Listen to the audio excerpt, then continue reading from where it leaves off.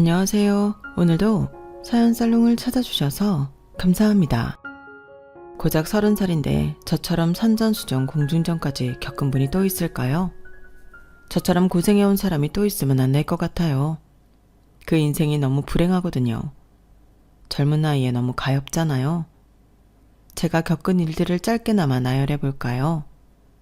우선 어릴 적 아빠가 돈을 쫓아 우리 모녀를 버리고 떠나가 버렸어요. 그놈의 돈이 뭔지 어린 나이에도 정말 왼수 같아 보이더라고요. 가족을 버리고 갈 만큼 부잣집 사모님하고 재혼했으면 양육비라도 많이 주면 좋으련만 그것도 아니었어요. 심지어 아빠가 외국으로 떠나면서 연락이 끊겨 우리 모녀는 정말 힘들게 살아야 했어요.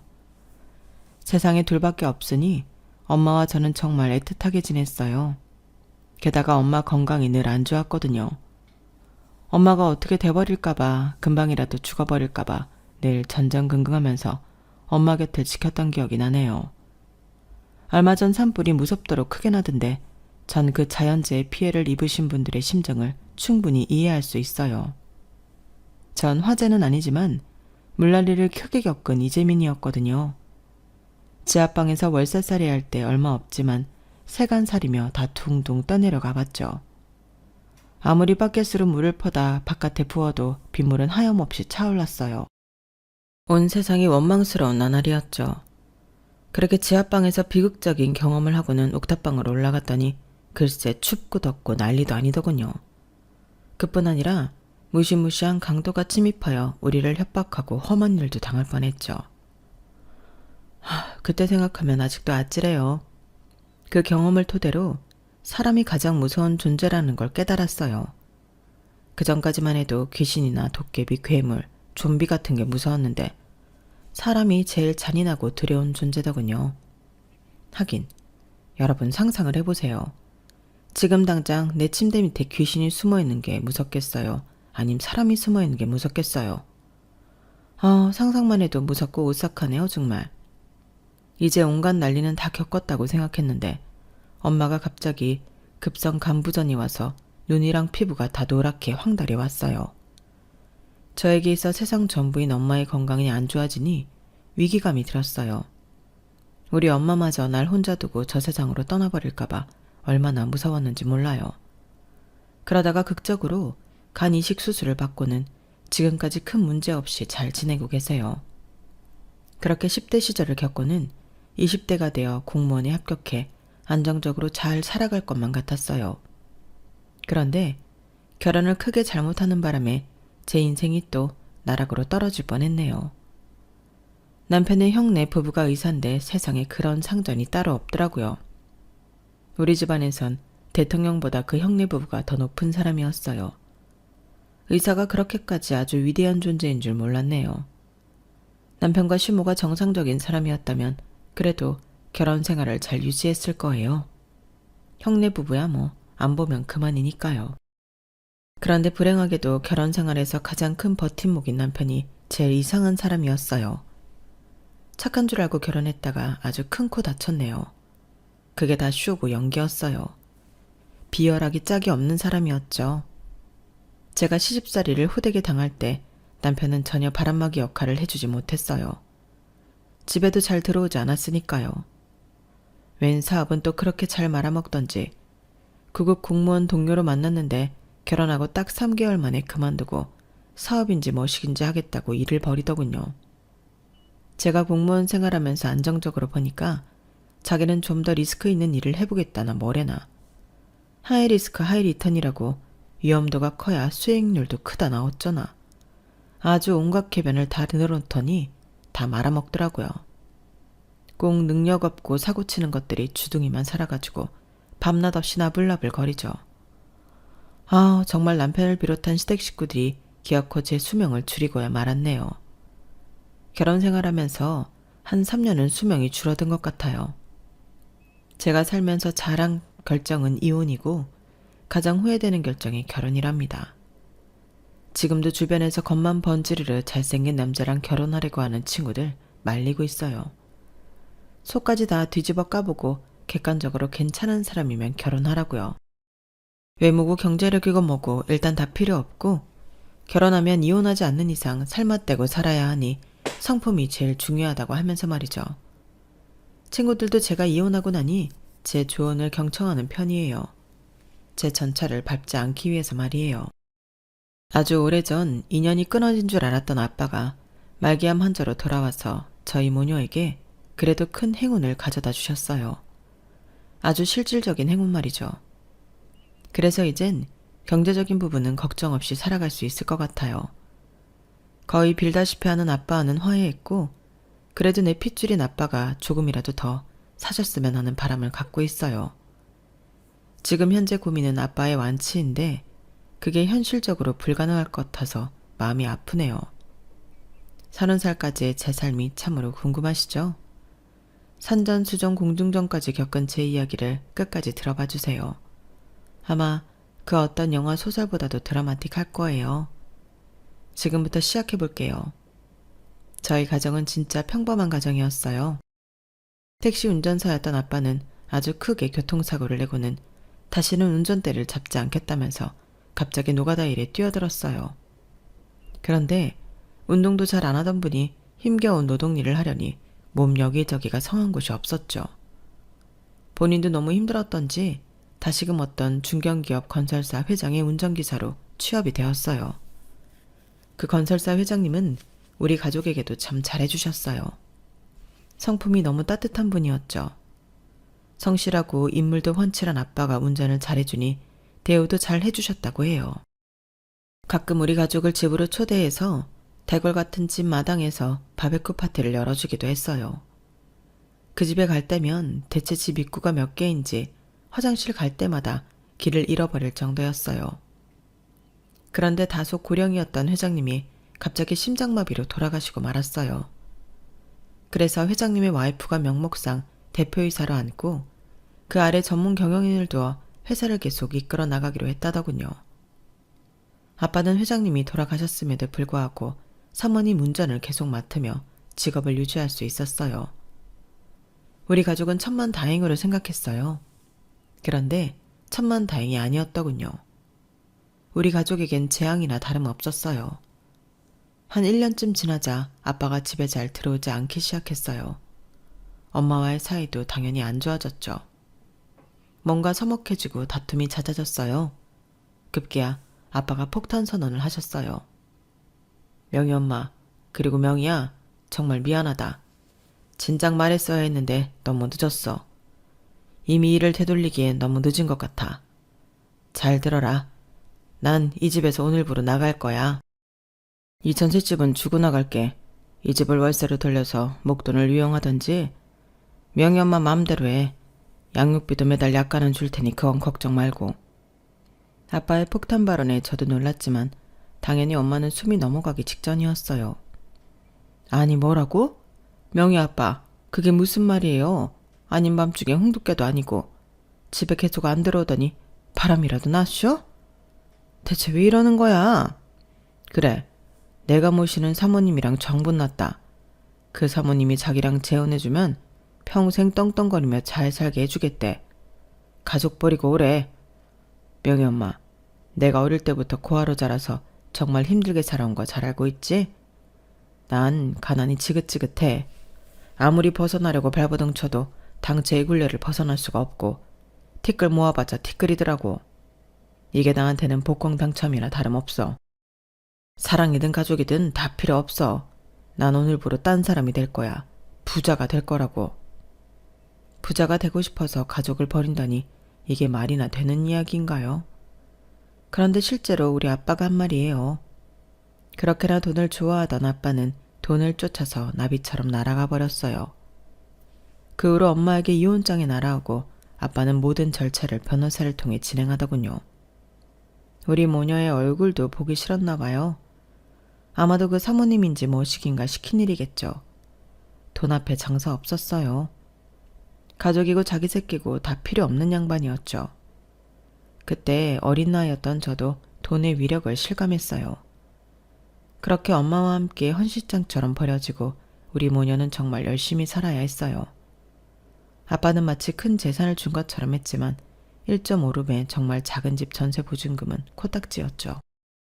양육비도 죽지 않을 만큼만 줬다고 해요. 나중에 아빠의 변을 들어보니 그 사모님인지 뭔지가 우리 모녀에게로 돈을 못 주게 했다고 하더라고요. 아무튼 그땐 아빠를 무지하게 원망했어요. 그마저도 아빠가 몇 년 후에 동남아 쪽으로 완전히 떠나게 되면서 연락이 끊겨버렸어요. 양육비도 같이 끊겼죠.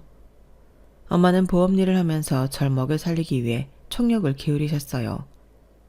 보험 일이 따박따박 월급 나오는 일이 아니다 보니 편의점이나 식당 등에서 투잡을 뛰기도 하셨어요. 저도 엄마의 뜻에 따라 정말 아끼고 아껴서 살았어요. 아직 돈을 벌지 못하는 제가 할 수 있는 일이라곤 절약뿐이었거든요. 엄마가 돈 버느라 늦게 들어오는 날엔 아무리 추운 겨울에도 절대 집에 보일러를 떼지 않고 기다렸어요. 집에서 패딩 잠바와 두꺼운 양말에 내복까지 다 껴입고 버텼어요. 가스비 아끼기 위해서 말이죠. 그렇게 아주 조금씩 돈을 모을 수 있었어요.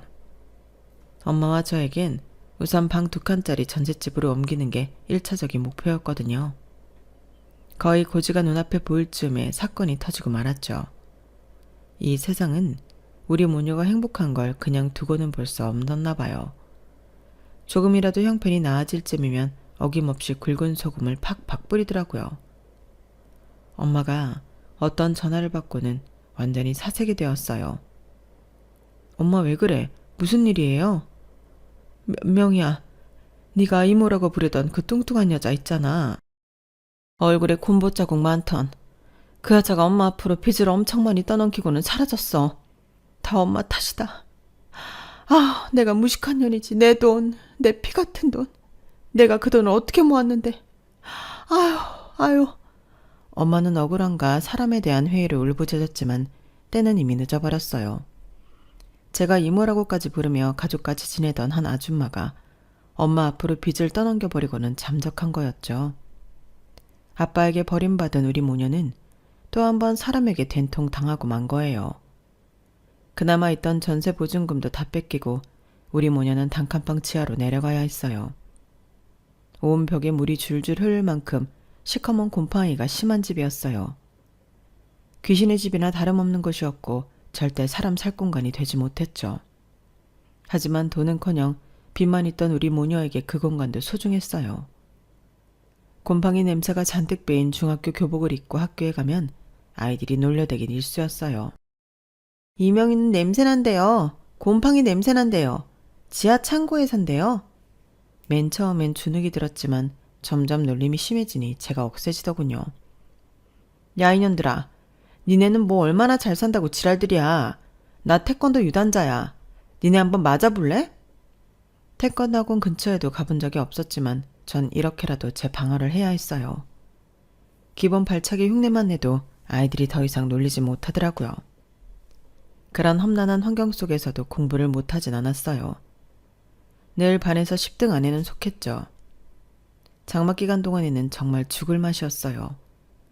안 그래도 습한 지하방에 곰팡이 천국이었죠. 그런데 그 며칠간은 비가 너무 많이 오더라고요.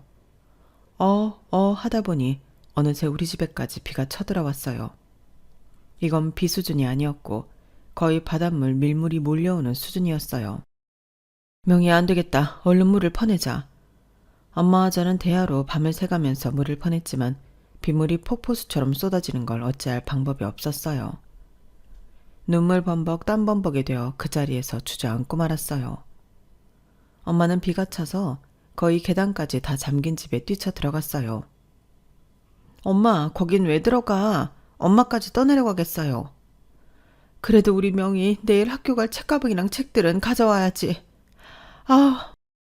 하늘이시여, 왜 우리 모녀에게만 이렇게 큰 시련을 주시나요? 너무 억울했지만 어쩔 수 없었어요. 할 수만 있다면 하늘의 비구멍을 막고 싶은 심정뿐이었죠. 그렇게 지하방의 서러움을 온몸으로 겪고 우리 모녀는 옥탑방 월세로 거처를 옮겼어요. 그마저도 이사 비용이나 세간살이 다시 마련할 돈이 없어서 은행에서 대출을 받아서 말이죠. 곰팡이에서 해방되니 살 것 같았어요. 물론 여름의 땡볕 추위는 덤이었어요. 에어컨 같은 건 사치였으니까요. 그렇게 옥탑방에 적응하며 살아가고 있는데 큰 고양이가 옥상까지 올라오더군요. 마음 여린 엄마는 먹다 남은 생선 살을 주고 물도 주는 등 잘해서 보내줬어요.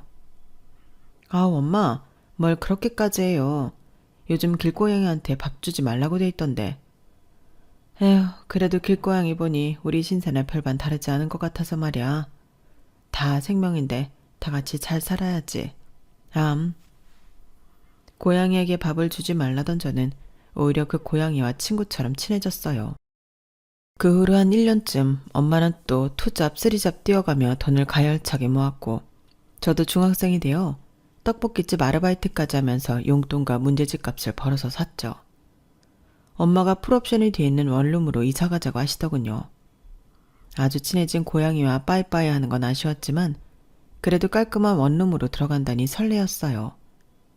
계약 첫날 원룸 주인이 계약금을 현금으로 원한다고 하여 목돈을 ATM 기계에서 뽑아 흰 봉투에 담아 소중히 품에 안고 왔어요. 그날 밤 갑자기 옥탑방 문이 덜컹덜컹 하더군요. 이게 무슨 소린가 싶어서 엄마를 깨웠어요.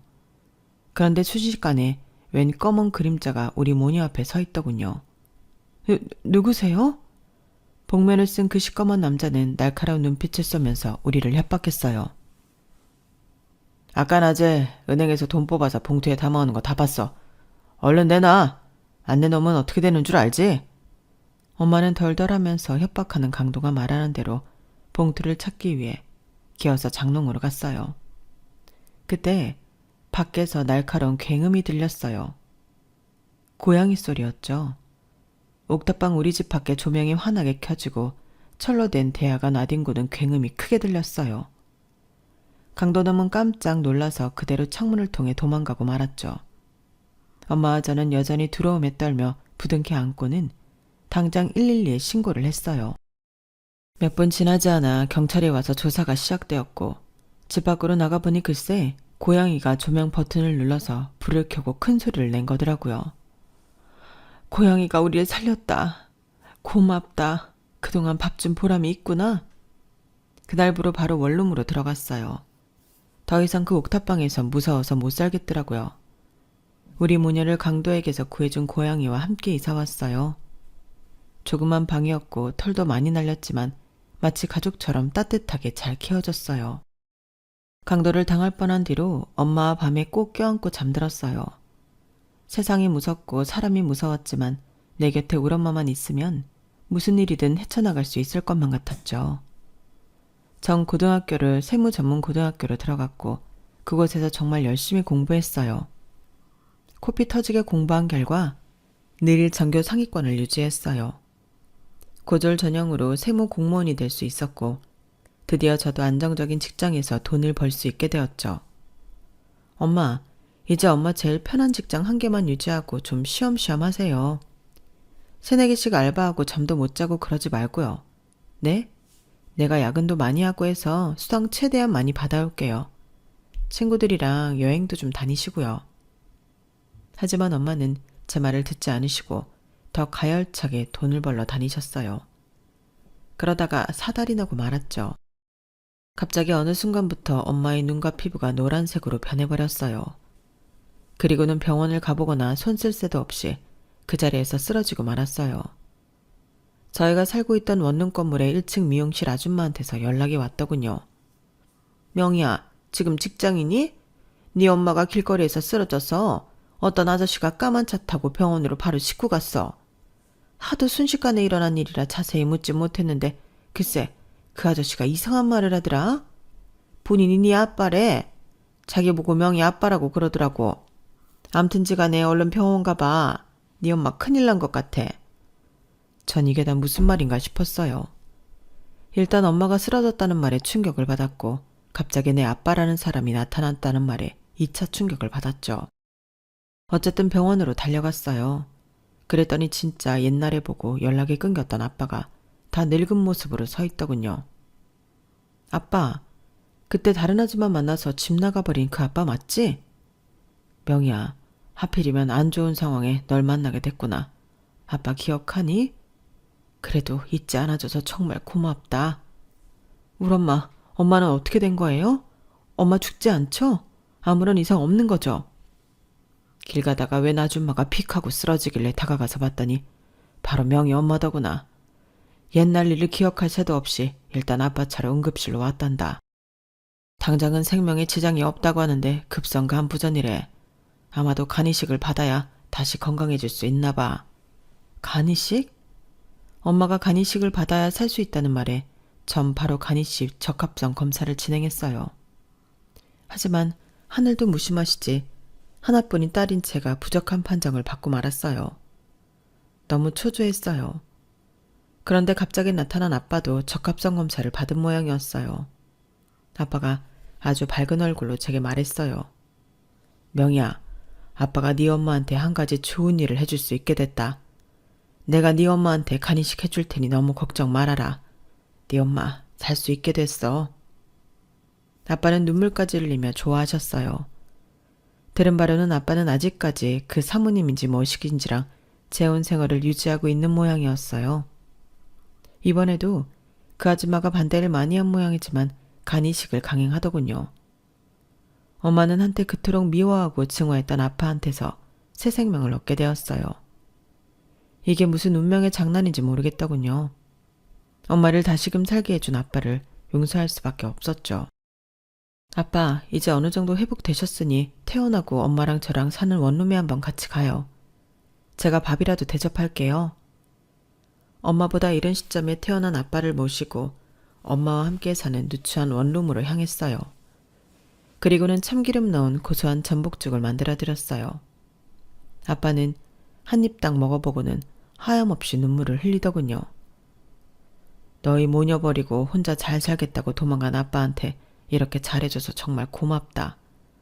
아빠가 좋은 집에서 좋은 음식 먹고 잘 살고 있을 때 우리 명희랑 명희 엄마는 이렇게 좁은 원룸에서 힘들게 살았겠구나.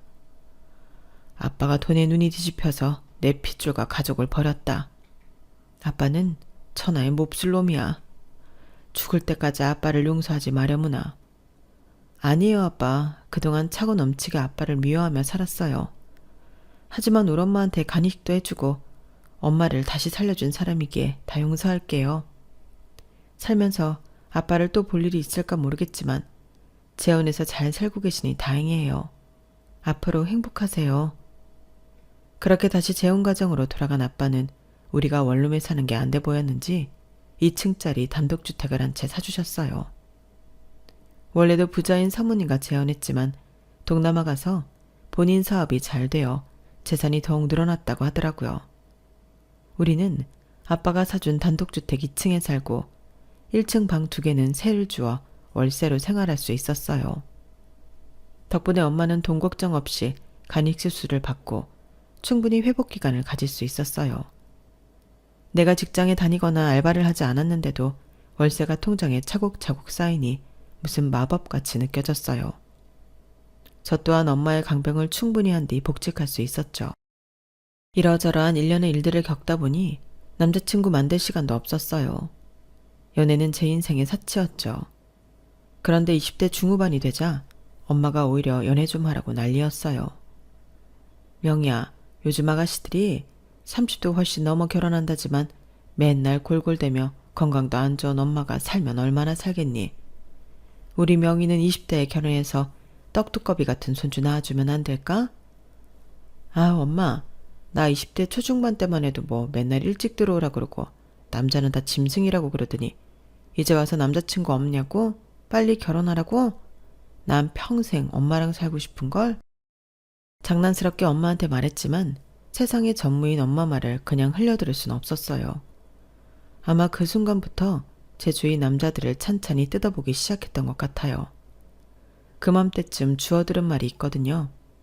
결혼은 미친 듯이 사랑하는 사람이랑 하는 게 아니라고 하더라고요. 그냥 내가 결혼하고 싶을 때 곁에 있는 사람하고 하는 거라는 말, 그게 와닿았어요. 그 말 때문에 직장 내 바로 옆에 있던 동료와 가까워지게 된 것 같아요. 그 동료가 예전부터 제게 이성적인 관심을 표현했거든요. 함께 커피도 마시고 영화관도 가는 사이로 발전했어요. 한마디로 사내 커플이 된 거죠. 그 사람의 이름은 성민철.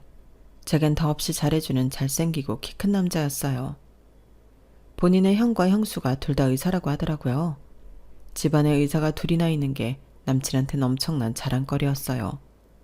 게다가 남친 엄마까지 동참하여 그 집안은 모든 게 다 형네 부부 위주로 돌아가는 것 같더군요. 남친 엄마는 젊은 시절 투포한 선수였다고 하더라고요. 여자가 투포한 선수였더니 이력이 좀 특이했어요. 남친 아빠는 자식 둘 낳고 바로 돌아가셔서 힘센 엄마가 노가다 일도 마다 않고 두 아들을 열정적으로 키우셨다고 해요. 매우 희생적이고 따뜻한 엄마라며 남친은 본인 엄마를 굉장히 존경했어요. 남친이 그렇게 표현을 하니 저 또한 남친 엄마를 좋게 생각하게 되더라고요.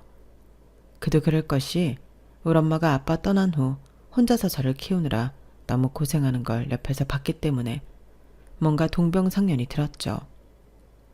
30대 중반이었던 남친은 결혼이 필요했고 저 또한 엄마의 재촉으로 결혼을 하고 싶어 했으므로 우린 자연스레 결혼식을 추진하게 됐어요. 우선 제가 남친 집을 방문해 그의 가족들을 만나기로 했어요. 최대한 여성스러운 흰색 투피스를 입고 갔죠. 그런데 절 처음 본 남친 엄마가 대뜸 주문한 내용이 정말 황당했어요. 네가 이명이냐? 우리 집안은 다 건강한 사람들만 있는데 넌 어째 삐쩍 골았냐? 너 엄마가 간이식까지 받았다며. 너도 간 안 좋은 거 아니냐? 이리 와봐라. 눈 좀 까보자. 요렇게 황달이 있는 건 아닌지. 황달은 없구만. 자, 이쪽 거실로 올라와서 스쿼트 좀 해봐라. 몇 개나 하는지 보자. 스쿼트? 처음 간 남친 집에서 그것도 예비시모 앞에서 스쿼트를 하라니. 너무 당황하고 있는데 다행히 남친이 막아줬어요. 엄마, 무슨 스쿼트예요. 명이 건강해요. 걱정 마세요. 네 형은 공부 잘해서 의사 되고 며느리까지 의사를 데리고 왔는데 넌 구급 공무원이라 고작 구급 공무원밖에 못 데리고 오는구나. 게다가 고졸이라고? 에휴, 난 모르겠다. 니네 알아서 치킨 시켜 먹든지 마음대로 해라. 난 방에 들어가서 휴대폰이나 보고 드러 누워 있을란다. 남친 엄마의 푸대접에 의사라던 형네 부부도 비웃으며 같이 방에 들어가 버리더군요. 전 뭔가 만신창이가 된 기분이었어요. 자기야, 내가 이 집안에서 이렇게 환영받지 못하는 존재면 결혼까지 할 이유가 없는 것 같은데? 남친이 쉼드렁하면 정말 결혼 약속을 취소할 생각이었는데 남친은 적극적으로 제 맘을 돌리려 노력했어요. 간이고 쓸개고 다 빼줄 것처럼 굴었죠. 명희야, 결혼 취소니 뭐니 그런 말 하지 마. 나 진짜 심장 철렁 내려앉는다. 결혼하면 우리 엄마나 형네 부부 안 봐도 좋아. 결혼은 나랑 하는 거잖아. 크게 신경 쓰지 말고 하던 대로 결혼 진행하자. 내가 우리 명희를 얼마나 사랑하는지 잘 알고 있지? 이 오빠가 우리 명희 곁에 딱 붙어 있을 테니 아무런 걱정 말고 나만 믿고 따라와. 아마 남친의 그 마음이 결혼 후까지 이어졌다면, 남친이 말한 대로 결혼 생활에도 날 지켜줬다면 이혼 결정을 내리지 않았을 거예요. 남친의 말빨과 그 미소에 속아 넘어간 제가 바보 등신이죠 뭐. 잠깐의 망설임이 있었지만 눈 떠보니 결혼식이었어요. 친정엄마도 일단은 키 크고 잘생긴 사위값 데려왔다며 환영하셨어요. 남편은 결혼한 지 딱 3개월 만에 잘 다니던 공무원을 때려치고 갑자기 사업을 하겠다고 나섰어요. 그게 무슨 말이야? 사업이라니. 구체적으로 무슨 사업을 할 건데? 그리고 무턱대고 돈을 달라니. 내가 돈이 어딨어? 명희야, 몇 번 말하니? 지금 괜찮은 아이템을 찾고 있다잖아.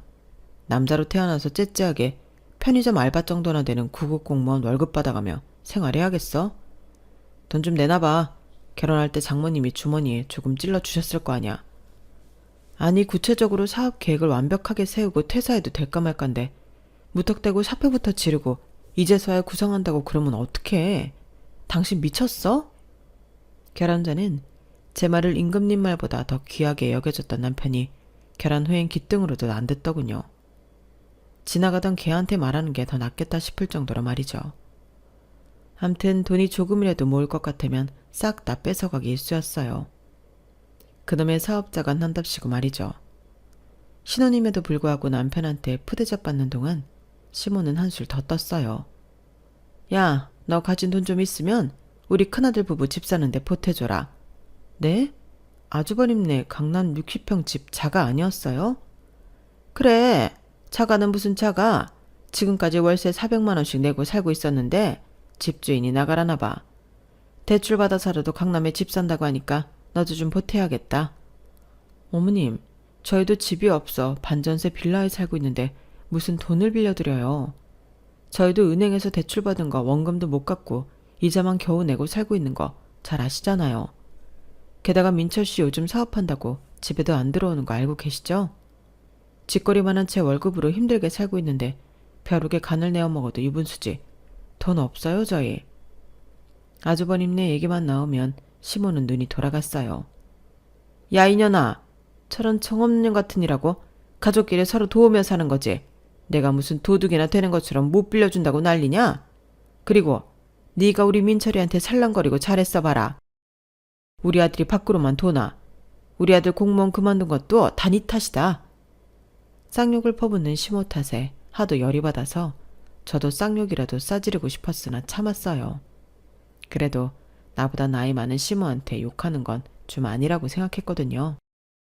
친정엄마도 그렇고 시모도 그렇고 결혼하고 나니 주위에서들 왜 이렇게 손주를 바라든지 남편과 상의해서 결혼 초부터 아이를 빨리 갖자고 했어요. 그런데 생각보다 잘 안 생기더라고요. 시모는 모든 걸 다 내 탓이라고 했어요. 아무렇지 않은 척했지만 시모가 저럴 때마다 제 속은 뒤집어졌어요.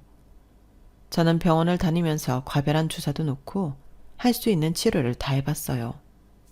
그러는 동안 남편은 차일피일 병원 가는 걸 미루다가 제 등에 떠밀려 하는 수 없이 검진을 받고 나왔어요.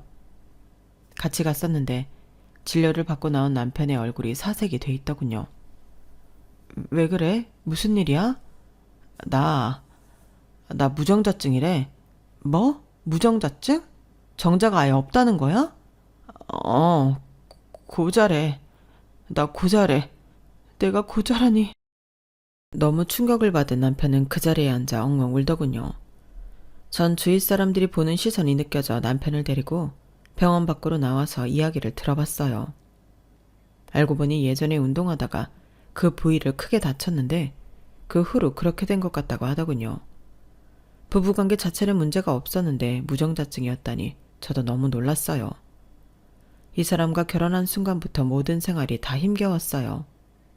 이제 남편의 문제로 아이까지 가질 수 없게 되었다니 내 인생이 어쩌다 이렇게 나락으로 빠져버렸나 스트레스를 엄청 받았었죠. 아이를 가질 수 없는 몸으로 판명이 나니 남편은 더욱 가정생활에 소홀했고 개차반으로 행동했어요. 전 어느 순간부터 좀비처럼 직장 침만 전전했어요. 그때쯤 친정 엄마로부터 한 통 전화가 걸려왔어요. 명희야, 네 아빠가 말기 암이란다. 같이 살던 그 여자도 몇 년 전에 죽었대. 자기도 생이 얼마 안 남은 것 같다며 엄마랑 너를 보고 싶다네. 집으로 좀 와주겠니?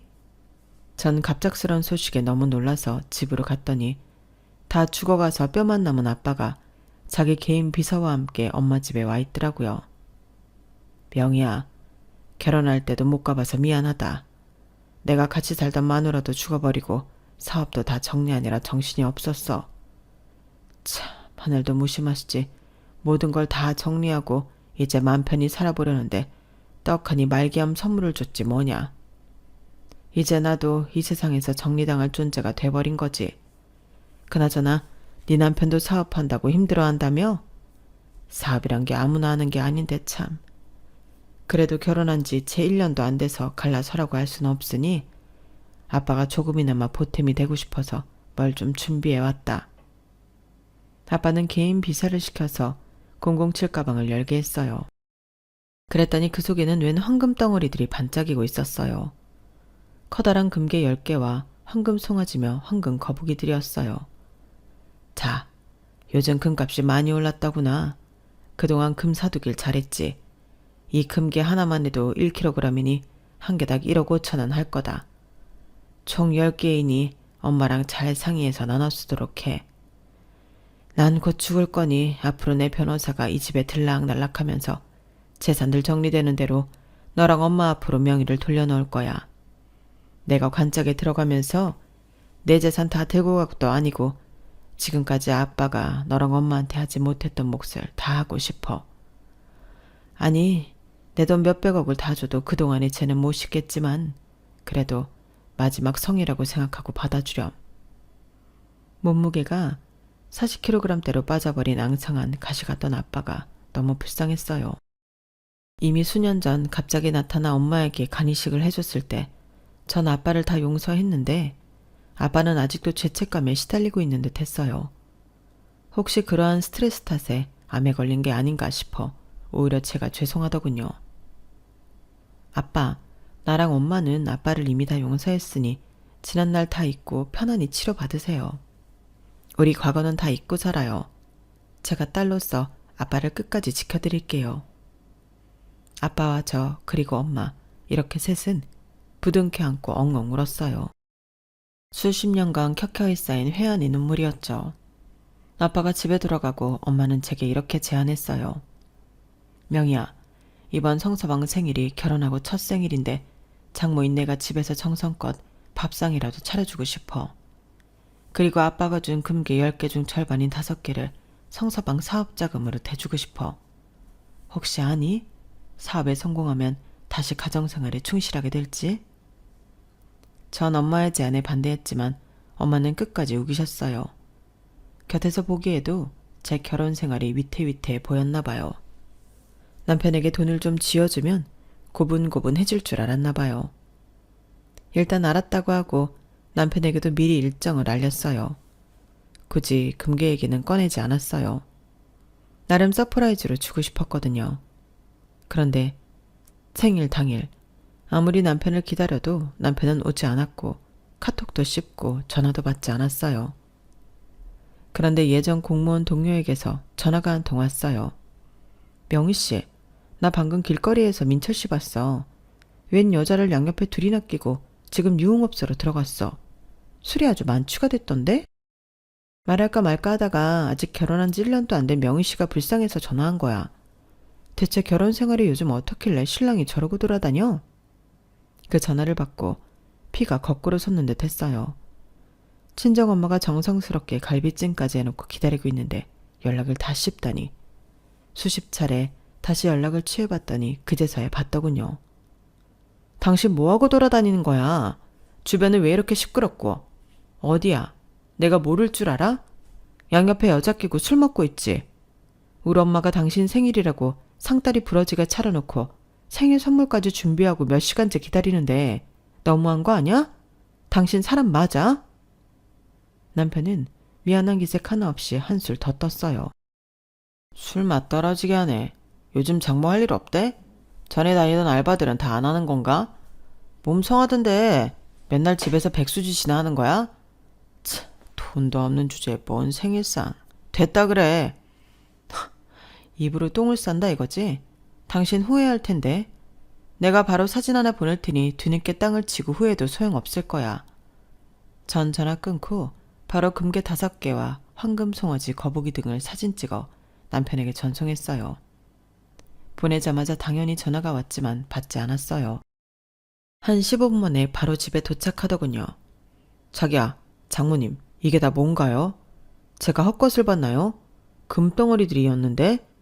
전 웃으며 대답했어요. 나 당신이랑 이혼하려고.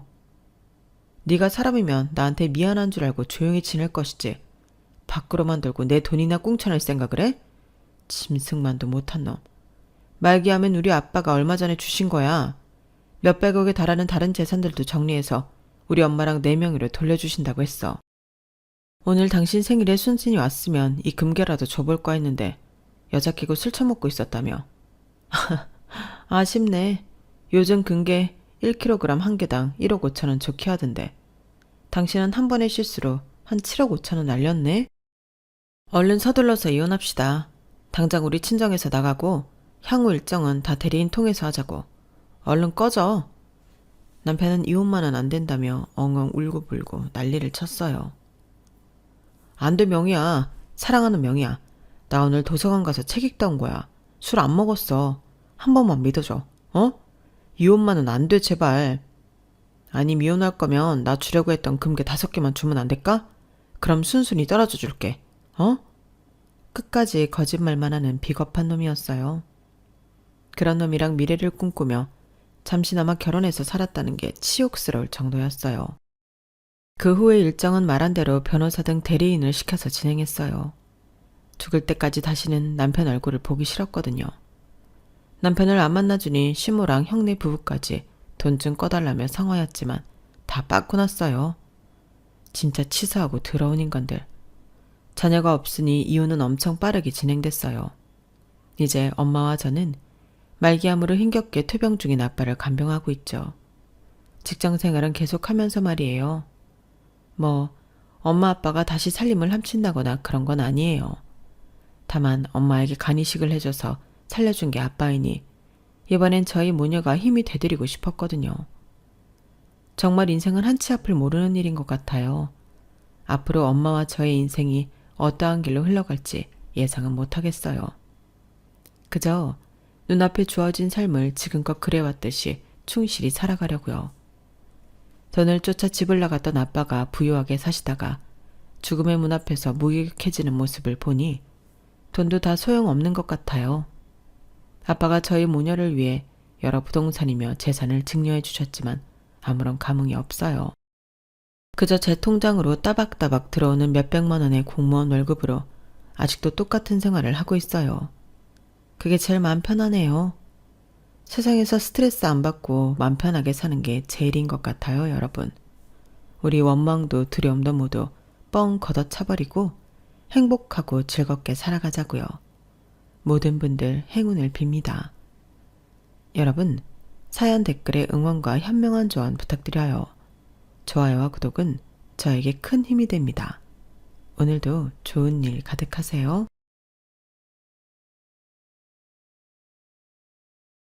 안녕하세요. 오늘도 사연 살롱을 찾아주셔서 감사합니다. 저와 남편은 비록 아이는 없지만 둘이 서로 아껴주며 행복하게 지내는 부부예요. 저희의 마음은 항상 똑같았는데 주변 사람들과 환경이 남편과 저를 가만히 두지 않는 시간들이 좀 있었어요. 그 이야기를 좀 해볼까 해요. 남편과 저는 사회적 위치가 굉장히 다른 사람이었어요. 남편 집안은 대대로 의사 가운을 입어왔고 저는 그냥 평범하게 그지없는 여자였죠. 남편을 처음 만났을 당시 했던 일도 대기업이 아닌 작은 기업의 경영지원팀에서 이것저것 잡일을 맡고 있을 때였어요.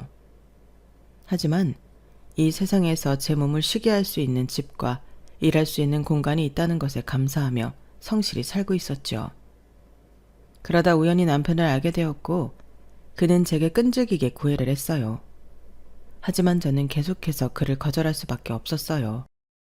물론 의사 가문의 장남과 평범한 집안의 회사원인 차녀가 만나는 것은 쉽지 않다는 제 고정관념도 있었지만 사실 그보다 더 큰 이유가 있었어요. 그것은 제가 아이를 낳을 수 없기 때문이었죠. 저는 안타깝게도 20대 중반에 자궁경부암 선고를 받았어요. 결혼도 임신도 해본 적 없는 어린 나이의 제게는 아주 청천벽력과도 같은 소식이었어요. 결국 한쪽 난소만 남겨두고 수술을 하게 되었죠. 수술과 치료로 다행히 몸은 회복했지만 아이를 가질 수 없는 여자가 되었다는 상처는 아물지 않았어요. 그 후 다른 남자들이 제게 데이트 신청을 하거나 조금이라도 호감을 표시하면 지레 겁먹어 저는 모두 성급히 거절하고는 했었어요. 남편이 제게 고백했을 때 역시 저는 당신과 교제할 수 없다며 고개를 저었어요. 규아씨, 도대체 왜요? 내가 마음에 안 들어요? 난 규아씨만 있으면 되는데 왜 이렇게 내 마음을 몰라줘요? 대범씨는 저보다 더 좋은 여자 만날 수 있잖아요. 저 같은 여자가 뭐가 좋다고. 시간 낭비하지 말고 빨리 다른 여자 찾아가세요. 다른 여자 싫고 규아씨가 좋다고요. 다른 조건 아무것도 안 보고 그냥 규아씨라는 사람 자체가 너무 좋다고요. 혹시 내가 의사라서 싫은 거예요? 뭐 부담스럽다거나 그런 거예요? 없잖아 있지만 완전 그것 때문은 아니에요. 그리고 의사니까 훨씬 좋은 여자 만날 수 있잖아요. 그러니까 그냥 그만 가요. 그럼 도대체 날 왜 이렇게까지 밀어내는 거예요? 이유라도 알려줘요. 도무지 떨어질 생각이 없는 남편에게 꺼내기 힘든 이야기를 털어놓았어요. 제가 아팠어서 임신을 할 수가 없어요. 사랑스러운 아이는 볼 수 없다고요. 그게 다예요? 네? 규아씨가 아파서 아기를 못 갖는다는 이유 때문에 날 밀어내는 거 맞냐고요. 대범 씨처럼 잘생기고 멋있고 똑똑한 의사가 자기 DNA를 얼마나 자식에게 물려주고 싶겠어요. 대범 씨 부모님도 그런 손주를 간절히 원하실 테고요. 저는 대범 씨가 원하는 거 하나도 해줄 수 없어요. 그러니까 가세요. 많이 힘들었겠어요. 네? 아픈 것도 힘들었을 텐데 그런 마음으로 그동안 남자들을 다 거절했을 거 아니에요. 안아주고 싶어요. 박력 있게 저를 당긴 남편 품에서 저는 한참을 울었어요. 남편은 이런 어려운 이야기를 했을 때 유일하게 진심으로 공감해준 첫 남자였어요. 남편은 물러서지 않고 계속해서 저를 설득했고 저는 미안하면서도 고마운 마음으로 그의 청혼을 받아들였어요. 규아야, 괜찮아. 네가 아이를 낳을 수 없는 게 네 잘못이야? 그게 무슨 죄야. 그렇게 자꾸 움츠러들지 마. 난 미래에 있을지도 없을지도 모르는 우리 아이가 아니라 규아 너만 보고 결혼 약속하는 거야. 난 아이 없어도 돼. 규아 너만 있으면 돼. 진심이야. 남편은 정말 따뜻하고 좋은 사람이었어요. 제게 진정한 사랑을 가르쳐준 사람이기도 했고요. 하지만 예상대로 우리의 결혼은 많은 반대에 맞서야 했어요. 심지어 저희 부모님도 걱정을 하시며 괜찮겠냐고 수백 번을 물어보셨었죠. 남편의 집에 첫인사를 가던 날이 아직도 기억나요. 얼마나 긴장했는지 여름도 아닌데 들고 갔던 꽃 포장지가 축축하게 젖을 정도였으니까요. 남편은 떨지 말라고 응원을 해주었지만 저도 모르게 계속 움츠러들고 긴장되더군요. 처음에 이야기했듯이 내세울 것 없는 저와는 다르게 남편네는 전부 의사 집안이었거든요. 남편의 아버지뿐만 아니라 남편의 남동생과 그의 와이프까지 모두 의사였죠. 남편에게는 남동생이 하나 있었는데 남편보다 일찍 결혼을 했어요. 하지만 그 남동생은 사실 남편의 배다른 형제였어요. 남편은 친부와 친모 사이에 하나밖에 없던 외동아들이었는데 어릴 때 친모가 돌아가셨다고 하더군요. 그 뒤 친부는 지금의 계모와 재혼을 했고 그 사이에서 남동생이 태어난 것이죠. 전에 남편에게 계모와 남동생 차이가 어떤지 물은 적이 있었어요. 새어머니는 잘해주셨어. 동생 동진이도 뭐 하나 나한테 나쁘게 군 적 없었고. 그런데 그렇다고 엄청 따뜻한 가족애를 느꼈던 건 아니야. 왜? 글쎄, 가족은 맞는데 가족 같지 않은 느낌이랄까? 그게 무슨 느낌이야? 설명이 좀 어렵네. 겉으로는 아무 문제 없어 보였지만 속마음 깊은 곳에서는 다가가기 어려웠달까? 아무래도 새어머니랑 그분이 낳은 동생이니까. 그치, 좀 그랬었나 보구나.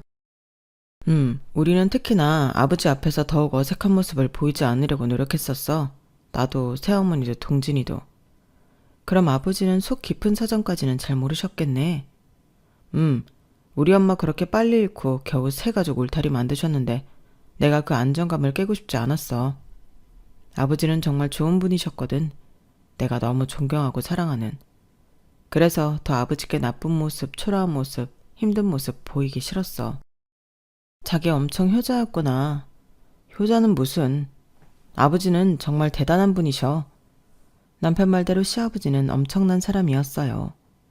시아버지는 의학 분야에서 모르는 사람이 없을 정도로 유명한 의사였다고 해요. 더욱 유명해진 이유는 시아버지와 뜻을 같이 한 친구 두 분이 공동으로 병원을 설립하시면서부터였죠. 대학 병원 규모는 아니지만 동네에서 아주 유명한 종합병원으로 어지간한 진료과가 다 있어 항상 환자들로 북적였어요. 시아버지가 공동 설립한 그 병원에서 바로 남편은 소아청소년과 의사로, 서방님은 정형외과 의사로 있었으니 자식 농사까지 잘했다고 소문이 자자했었었죠. 하지만 시아버지와 나머지 함께한 친구분들은 애초에 약속을 하셨다고 해요. 당신들의 자녀가 유능한 의사가 되더라도 그 병원을 물려주지 말고 외부에서 새 주인을 찾아주기로 말이죠. 시아버지의 자녀인 남편과 서방님 말고도 다른 한 분의 자녀 역시 의사가 되었지만 아버지들의 의중을 알고 있던 자식들은 그 병원에서 일할 뿐 주인 자리를 탐내지는 않았던 거죠. 하지만 그 주인 자리를 탐내고 있던 유일한 사람, 바로 남편의 계모이자 저희 시어머니였었죠. 제가 결혼 허락을 받으러 가기 전부터 시아버지와 시모의 기싸움은 계속됐었다고 해요. 당신 은퇴하면 진짜 그 병원 다른 사람 손에 맡길 거예요? 몇 번을 말해 그렇다니까. 아니 도대체 미쳤어요? 자식이 둘 다 의사인데 그 병원을 왜 생판 모르는 남한테 맡겨요? 답답해 죽겠네. 그게 병원 세울 때 우리 세 사람의 약속이었다고 몇 번이나 말을 했어. 얼어 죽을 놈의 그 약속인가 뭔가 지키려다 당신 아들 좋은 기회 다 날아가게 만들 거예요? 대범이랑 동진이 다 자기 위치에서 열심히 하고 있는데 당신이 왜 그래? 애들은 오히려 병원장 자리에 욕심 없다고. 그건 당신이 몰라서 하는 소리고 그 나머지 2명 원장님 지분을 사와서라도 우리 아들을 앉혀야지. 그게 무슨 개똥 같은 약속이야, 약속은. 어허, 이 사람이. 김 원장 아들은 미국으로 유학 가서 자리 잡았다면서요. 정 원장 자식도 뭐 실력이 엄청 괜찮은 애가 아니라서 물려줄 수 없다면서요. 우리 동진이야말로 학교 수석으로 졸업하고 여기저기서 모셔가겠다고 하는 수재인데 그냥 당신 밑에서 일 시키다 애 인생 끝나라고요? 끝내기는 뭘 끝내? 동진이나 다 유능한 의사니까 이 병원 아니고도 나중에 더 좋은 곳으로 가거나 더 크게 발전할 수 있어. 여기에 목매고 하고 싶지 않단 말이야. 그리고 만에 하나 물려주더라고도 대범이가 장남에다가 실력도 있는데 왜 동진이 얘기를 하는 거야? 대범이 걔는 소아청소년과잖아요. 그 진료과가 종합병원 원장 맞는데 봤어요? 그나마 동진이가 당신 따라 정형외과 제대로 공부해서 엘리트 코스 밟았는데 거기서 대범이 얘기가 왜 나와요? 이 사람이 진짜 병원 얘기는 이제 그만하지. 병원 주인 자리를 두고 2분은 계속 다투셨다고 하더군요. 그 사이에서 아무래도 남편과 서방님은 더 가까워지기 힘들었을 테고요. 서방님이 의사인 와이프와 결혼하면서 시모에게 더 힘이 실리기는 했었지만 시아버지가 아슬하게 그 견제를 견디고 있었나 보더군요. 남편 집에 처음 갔을 때도 시모의 눈빛이 더 따갑게 느껴졌던 것은 기분 탓이었을까요? 안녕하세요. 처음 뵙겠습니다. 최규화라고 합니다. 시아버지는 따뜻하게 반겨주셨지만 시모는 떨떠름한 표정을 감추지 못하더군요. 규화씨, 대범이랑 결혼을 하겠다고요? 반갑지 않다는 목소리로 시모가 예의를 차려 제게 물었어요. 네, 허락해 주신다면 대범씨와 단란한 가정을 꾸리고 싶습니다.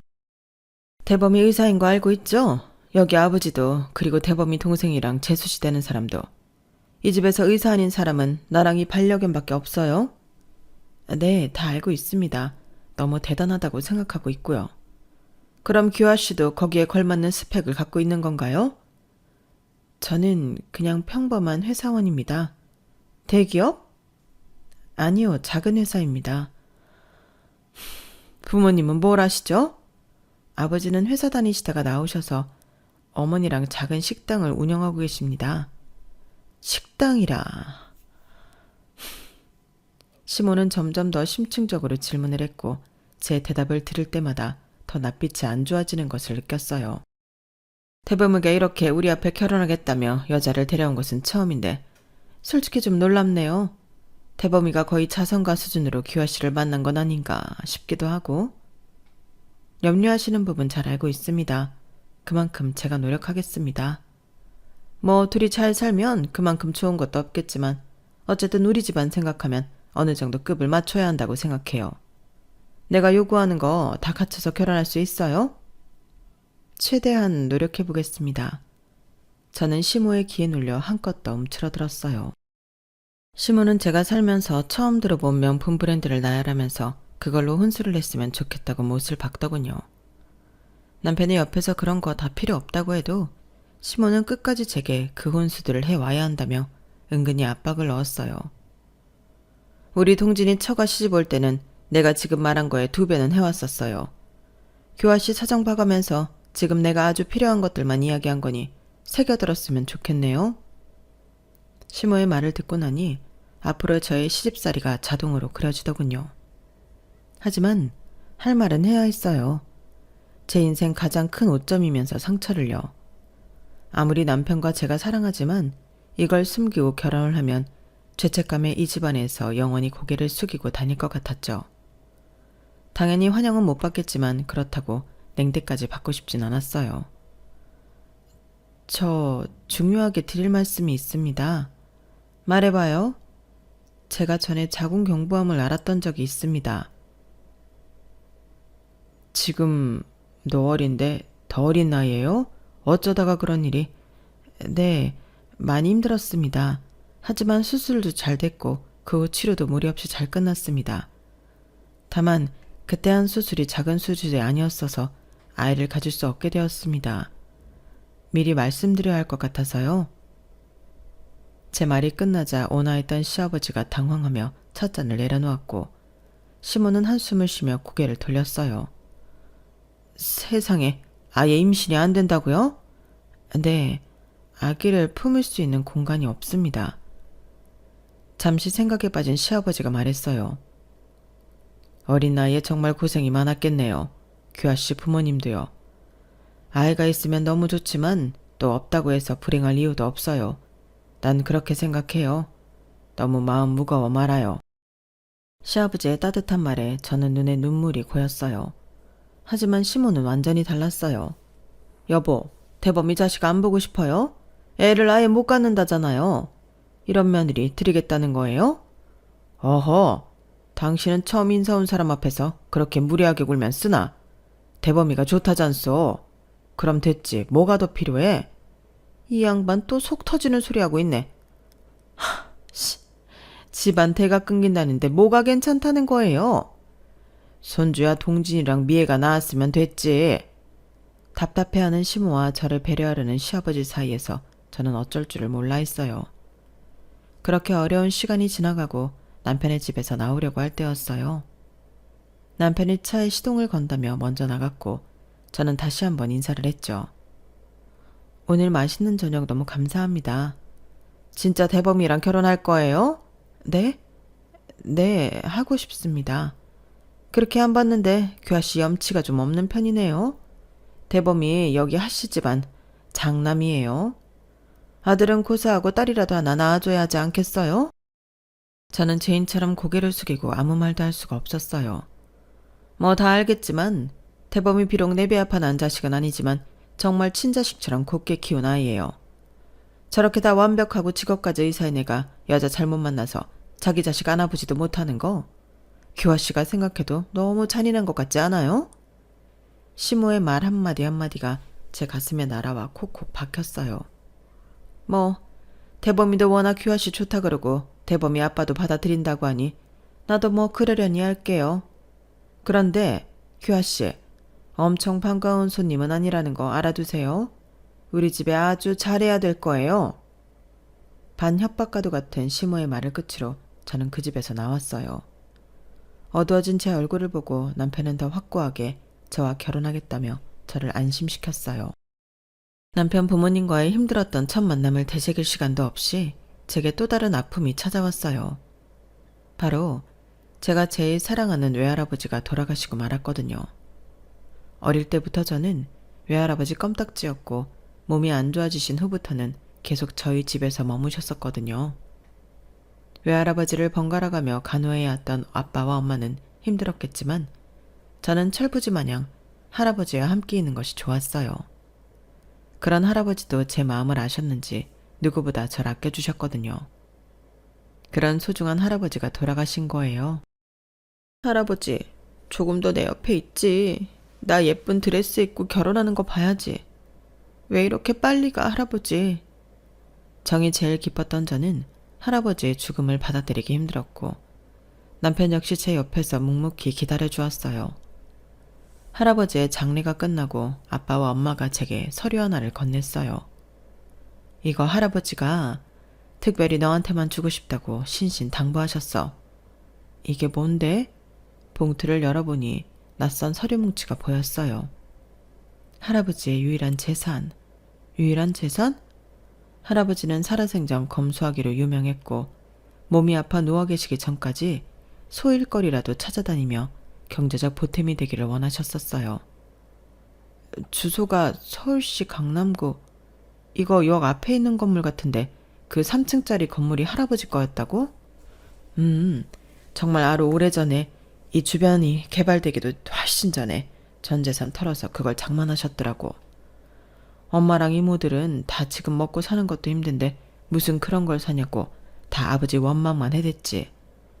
그런데도 아버지는 무슨 성견지명이 있었는지 고집스럽게 그 건물을 매입하셨어. 거기서 나오는 월세로 한동안 잘 지내기도 했지만 한번 경기가 최악인 때가 있었어. 3층 상가에 들어가 있는 점포 하나같이 방을 빼겠다고 난리인 거야. 결국 그거 다 빼서 돌려주고 한동안 사람이 안 들어와서 너무 힘들었지. 그때 헐값이라도 그거 빨리 팔라고 아버지 재촉했었는데 죽어도 그건 안 팔겠다고 하시더라. 그거 지금까지 옆구리 끼고 계셨던 거고. 그 건물 유일하게 너한테 주고 싶으셨대. 응? 할아버지가 나한테 그 건물을 남겨주신 거라고? 그래. 네가 워낙 할아버지 좋아하고 따르는 거 아니까 다른 이모들도 그 얘기 나왔을 때 아무 말 못했어. 아버지가 주고 싶어하는 규화한테 가는 게 맞다고. 저는 그 소리를 듣고 엉엉 울었어요.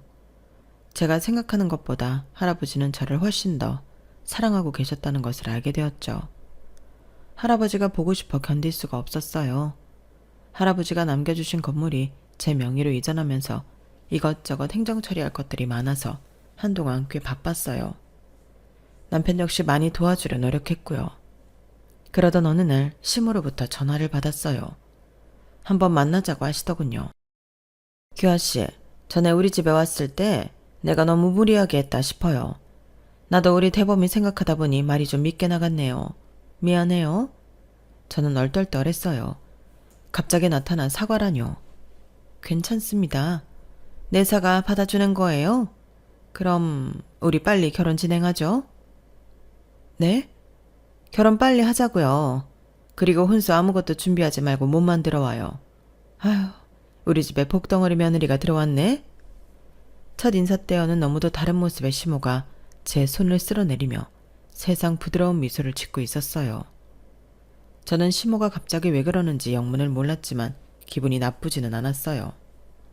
그렇게 저는 하실 집안의 맏며느리가 되었어요. 시댁 식구들은 모두 제게 잘 대해주셨어요. 특히 시모는 이전과 완전 다르게 제게 다정하고 부드럽게 대해주셨죠. 남편도 좀 이상하고 의아하다고 할 정도였으니까요. 조금 딱딱하다 싶었던 서방님과 동서 역시 전보다 훨씬 상냥한 태도로 다가왔어요. 하지만 그 친절함 속에 감춰진 까만 속내를 알아차리는 데는 그리 오랜 시간이 걸리지 않았어요. 결혼 후 3개월쯤 지났을까? 하루는 시모가 함께 백화점에 가서 쇼핑도 하고 맛있는 것도 먹자며 나서더군요. 괜찮다 해도 굳이 제게 옷이고 신발이고 사주며 잘 어울린다고 칭찬을 퍼부었어요. 규아야, 여기 백화점에 진짜 맛있는 집 있는데 1인당 30만 원이야. 이 시어머니가 오늘 크게 쏜다. 웬일인지 더 신이 난 시모를 따라 저는 졸졸 쫓아갔어요. 이것 좀 먹어봐. 어때? 이 집 음식 괜찮지? 네, 정말 맛있어요. 비싼 값을 한다니까. 그런데 규아야, 내가 뭐 물어볼 게 있어서. 네, 말씀하세요. 대범이한테 언뜻 들었는데 네 앞으로 건물이 하나 있다면서? 네, 저랑 외할아버지랑 아주 각별했는데 돌아가시면서 그 건물을 저한테 물려주셨어요. 어머, 그런 좋은 할아버지가 세상에 어딨다니? 그 강남 쪽이라 그러던데. 맞니? 네, 할아버지가 예전에 사셨을 때보다 지금 훨씬 더 많이 올랐다고 들었어요. 지금 들어가 있는 점포들 있지? 네. 그럼 임대료는 네가 받고 있는 거야? 제가 받기는 하는데 부모님이랑 이모들 나눠드려요. 외할아버지가 딸들 다 놔두고 손녀인 저한테 건물을 주셨는데 그 수익을 제가 다 꿀꺽하는 건 아닌 것 같아서요. 너도 이제 한 가정을 꾸렸는데 그런 여윳돈을 왜 다 남을 나눠주니? 그건 아닌 것 같아. 아, 대범씨가 섭섭하지 않을 정도로 저도 가게 경제에 보태고 있어요. 모조리 다 나눠주는 건 아니에요. 아니, 내 말은 그거 조금 더 의미 있게 쓰자는 거지. 네? 거기 들어가 있는 점포 다 내보내고 벽 다 터서 우리 병원 하나 차리는 게 어떻니? 병원이요? 대범씨는 아직 개원할 생각이 없는 것 같던데. 아니, 동진이랑 미애네. 서방님이랑 동서 병원을요? 이렇게 가족도 됐는데 서로 돕고 살자, 규아야. 동진이는 정형외과고 미애는 신경정신과잖니. 둘이 같이 병원을 차리면 엄청 시너지 효과가 날 거란 말이야. 네가 그 건물에 애들 병원만 차려주면 더 바랄 게 없을 것 같아. 맨입으로 그 건물에 해달라는 거 아니야? 동진이랑 미애도 월세 내라고 할게. 네 시아버지 병원에 계속 박혀 있어봤자 그놈의 약속인지 뭔지 때문에 동진이한테 원장짜리도 안 준다는데 뭐하러 거기서 시간을 썩혀. 차라리 빨리 나와서 자기 병원 가는 게 낫지. 너 시집 올 때 내가 아무것도 해오지 말라고 했잖아. 진짜 몸만 딸랑 왔잖니? 그래도 우리가 의사 집안인데 뭐 제대로 혼수한 것 없다고. 그때 사실 사람들이 많이 수군거렸어. 그런데 규화 네가 동진이네 부부한테 딱 그 건물에 병원 차려주면 사람들이 쑥덕거렸던 거 쏙 들어갈 거 아니니. 그리고 우리 집에 맏며느리 잘 들어왔다고 또 얼마나 칭찬을 하겠니? 안 그래? 그런 칭찬 받으려고 건물을 내어드리기는 좀 힘든데요. 아니 그러니까 거기에 병원 들이고 월세도 내겠다니까?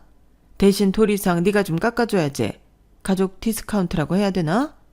아무튼 너무 괜찮은 생각 같지 않아? 모두가 윈윈하는 거야. 그리고 우리같이 어마어마한 의사 집안에 시집 왔으면 이 정도는 해주는 게 인지상정이고. 저는 그제야 알겠더군요. 시모와 결혼 전 갑자기 태도를 바꿔서 혼수도 필요 없으니 빨리 결혼하자고 재촉했던 이유를요. 외할아버지의 유산 문제로 제가 한동안 바빴을 때 아마 대범 씨한테 이 얘기를 들었을 테고 서방님과 동서까지 모여 저를 꼬셔 개헌하는 계획을 철저히 짰나 보더군요. 그건 아마 좀 어렵지 않을까요? 지금 부모님이랑 이모들께 드리는 용돈 문제도 그렇고 대범 씨도 유능한 의사인데 제 건물에 서방님 부부 병원을 차린다는 건 대범이는 지금 그냥 지아빠 밑에서 저렇게 일하는 게 좋다며. 우리 동진이는 그렇게 한 자리에 안주하는 애가 아니라고. 그리고 차려줄 거면 네 서방한테 차려주지 왜 동진이네 부부까지 해둬야 되냐 그 얘기니? 그렇다기보다 가족이 됐잖아. 남편이고 서방님이고 동서고 다 네 가족이라고. 꼭 핏줄 섞여야 된다는 법 있니? 네가 인심 좀 쓰렴. 어머니, 그럼 제가 하나 여쭤볼게요. 제가 알기로 아버님도 10층짜리 상가 하나 갖고 계신 걸로 아는데 왜 굳이 저한테 이런 얘기를 하시는 거예요? 아우 말도 마. 네 시아버지 갖고 있는 그 건물 아주 구석진데 처박혀서 입점문의도 잘 안 들어오는 데 있다더라. 차라리 그거 팔고 재산 좀 정리해서 중심가에 좋은 거 하나 사자니까 저 고집불통 양반이 내 말을 귓등으로도 안 듣는다. 원장짜리도 안 물려준대지. 건물 팔아서 애들 개원 좀 삐까뻔쩍하게 차려주자고 해도 말도 안 듣지. 거기 가서 계속 힘 뺄 거 뭐 있니? 우리 며느리 규화가 강남 한복판에 3층짜리 건물이 떡하니 있는데. 가족이 되었다는 이유로 계속해서 제게 독촉하는 시모가 다시 보이더군요. 집에 돌아와 남편에게 시모와 있었던 일을 이야기해 주었어요. 뭐? 어머니가 그러셨다고? 아무래도 그 건물 상속받은 거 아시고 조건 없이 흔쾌히 결혼 허락해 주신 것 같아. 좀 씁쓸하네. 아니야, 그런 생각하지 마. 그것 때문이 아니라 우리 반대했어도 나는 규하 너랑 꼭 결혼했을 거야. 그리고 어머니가 말씀하신 건 그냥 잊어버려. 내가 어머니한테 직접 말할게. 아니야, 오히려 자기가 가서 말하면 더 기분 나쁘실 거야. 나한테 직접 하신 말이니까 거절을 해도 내가 직접 하는 게 맞지. 며칠 뒤 저는 어렵지만 시모에게 이야기를 꺼냈어요. 뭐? 힘들겠다고? 네, 아무리 생각해도 거기에 서방님네 병원을 내드리는 건 어려울 것 같아요. 시모의 얼굴이 싸늘히 굳었어요. 맨몸으로 의사 집안에 시집 왔으면서 이 정도 해주는 것도 어렵다는 거니? 그리고 누가 거기 공짜로 달래? 월세 내겠다잖아. 죄송해요, 어머니.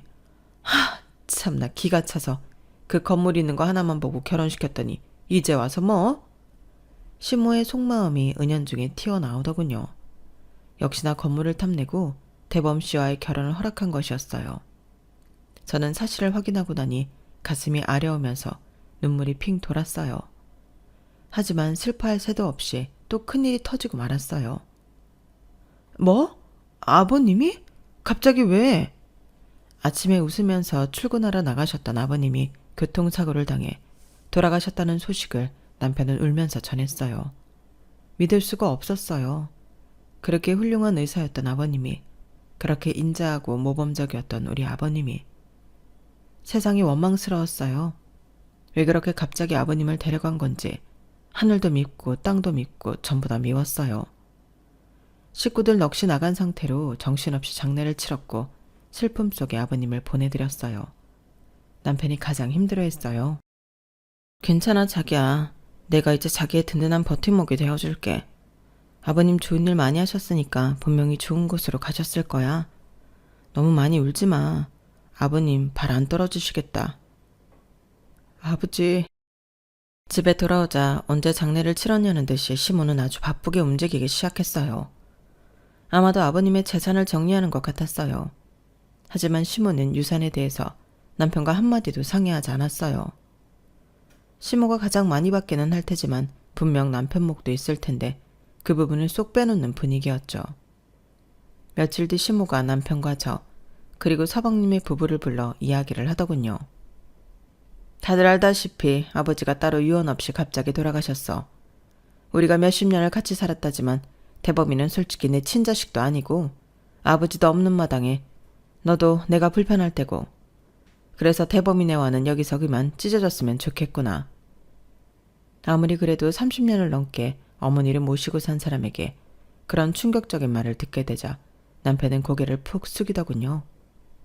반대로 서방님과 동서는 비집고 새어 들어오는 미소를 감추지 못하는 모습이었어요.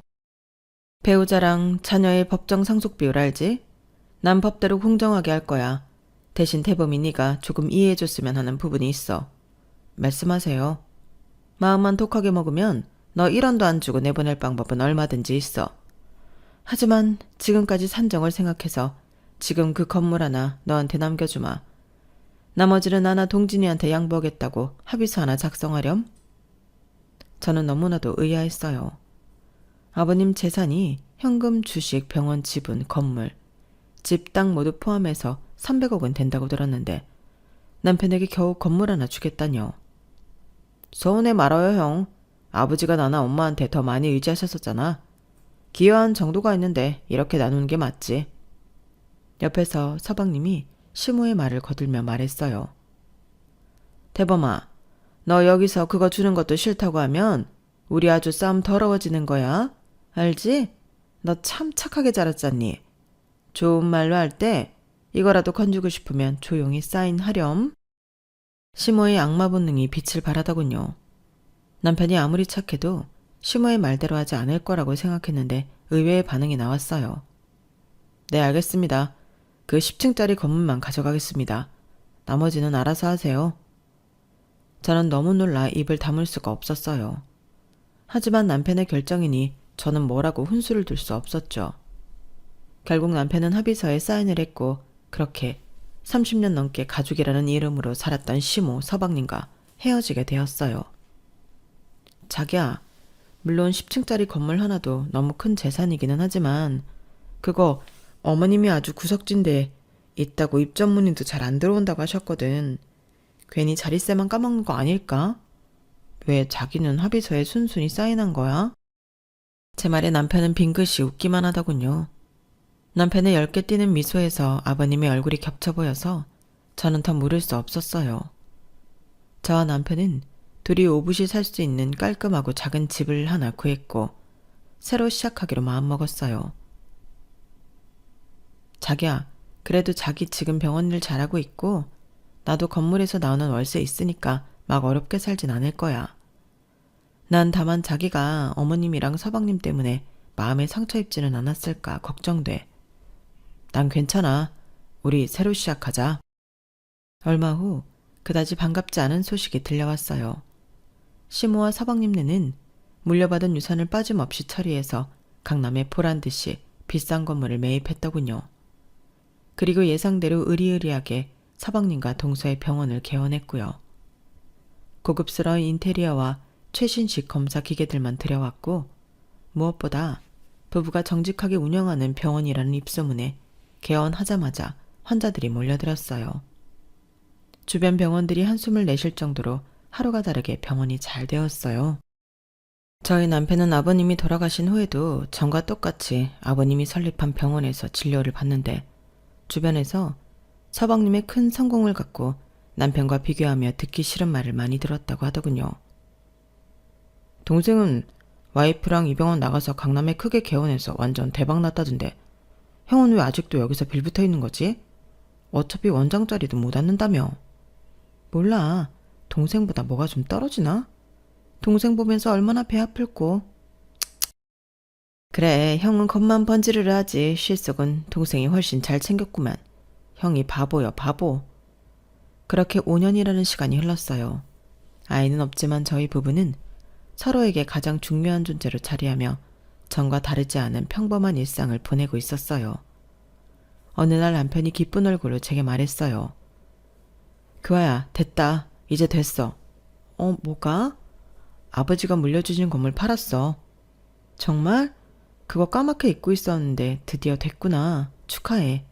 이제 속이 좀 시원하겠네. 속이 다 시원해. 게다가 운 좋게 금액도 아주 잘 받았어. 진짜? 얼마에 팔았길래? 150억. 뭐? 150억?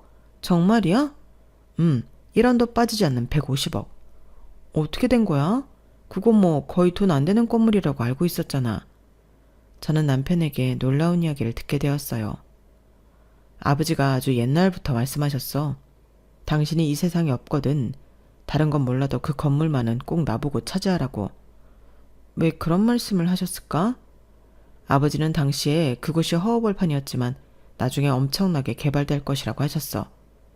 팔지 말고 기다리고 있으면 반드시 큰돈이 될 거라고. 아버지는 이런 상황을 예견하셨는지 혹시라도 당신한테 무슨 일이 생겨서 유산 문제가 불거지면 다른 건 몰라도 그 건물만은 꼭 챙기라고 신신당부하셨었지. 아버님이 무슨 계시를 받으셨던 건가? 어떻게 이렇게 오를 줄 아셨던 거지? 그러니까 말이야. 나도 신기해. 그래서 어머니가 동진이네랑 유산 문제에 대해 그렇게 말할 때 아무 항변이 없이 있었던 거야. 만약 이 건물마저 안 주겠다고 했으면 어떻게든 싸웠을 테지만 다행히 딱 이거 하나 주겠다고 했잖아. 세상 참 우습지? 남편 말대로 쓸모없이 보였던 10층짜리 건물은 그 주변 지역이 활발하게 개발되면서 상상할 수 없이 가격이 뛰었고 남편은 그 기회를 보고 높은 가격에 판 거예요.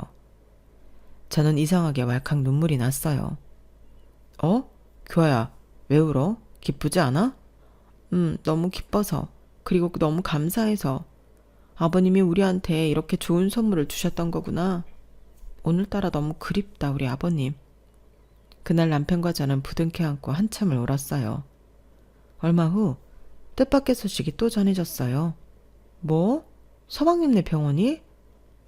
어제 지나가다 보니까 아예 문도 닫고 안에 집기류까지 다 뺐더라고. 계속 승승장구할 줄 알았는데 어쩌다 그 지경이 됐지? 서방네 병원은 얼마 전에 폐원을 했더군요. 그런데 폐원을 하게 된 이유가 더 기가 막혔어요. 병원에 5년 동안 여러 가지로 문제가 복잡했나 봐. 어머니가 병원 대표 이사직을 맡으면서 아주 직원들을 힘들게 했나 보더라고. 어머니가? 소위 말하는 갑질을 심하게 했나 봐. 병원 사람들이 거의 1년 이상 버티지를 못했대. 어머님이 어떻게 갑질을 했을지 상상이 되기는 하네. 그리고 작년에 의료사고가 있었나 봐. 어깨 문제가 있는 환자인데 엉뚱하게 무릎 수술을 해버린 거야. 심지어 그 무릎 수술마저 잘못돼서 환자가 아예 걸을 수 없게 됐나 보더라고. 그 환자 가족들한테 입막음 하려고 돈을 줬는데 성에 안 찼는지 계속 요구하는 걸 거절했더니 언론에 터뜨리고 말았대. 소문이 얼마나 빠른 동네인데 환자들이 그 병원 당연히 안 갔겠지. 그리고 뭐? 재수씨가 병원에 있던 직원이랑 외도를 했나 봐. 세상에 말도 안 돼. 그 일로 더 발칵 뒤집어져서 아예 손 쓸 수도 없게 되었대. 동서가 도대체 왜? 그러니까 나도 이해가 안 돼. 병원 문 닫고 그 건물 팔려고 했는데 그 주변에 이번에 싱크홀 생겼잖아. 그쪽도 집안이 약하다고 알려져서 싸게 내놔도 사겠다는 사람이 없는 것 같아. 저런 악재에 더한 악재가 계속 겹쳤구나. 그래도 동생인데 좀 도와주고 싶은 마음에 연락해봤는데 어머니 동진이 재수씨 아무랑도 연락이 안 돼. 어디로 갔는지도 모르겠고. 남편 말을 듣고 마음이 복잡했어요. 어떻게 헤어졌건 그래도 한때 가족이었는데 연락 두절 상태이니 답답하기도 하더군요. 자기야, 일 힘들지 않아? 괜찮아. 아픈 아이들 보면 빨리 고쳐주고 싶어서 힘든 것도 잘 모르겠어. 자기도 더 좋은 환경에서 의사일 하고 싶지 않아? 지금도 뭐 만족하는데 더 좋은 환경이라면 아이들을 한 명이라도 더 수용할 수 있고 치료를 할 수 있는 환경? 그런 거라면 너무 좋지. 내가 선물 하나 해줄까 하는데 저는 남편 생일 선물로 남편의 병원 개원을 약속했어요. 바로 제 명의로 된 3층짜리 건물에 말이에요. 마침 점포들 만기가 거의 비슷했거든. 입점해 계신 분들한테 연장 계약 힘들 것 같다고 양해 부탁드리고 다 비우기로 했어. 죄송해서 보증금의 5%씩 더 얹어드리니까 뭐 다들 아무 불만 없이 비워주신다던데? 그럼 나 병원 해주려고 보증금 손해봐가면서 자리 마련한 거야? 손해라니 미래를 위한 투자라고 해두지.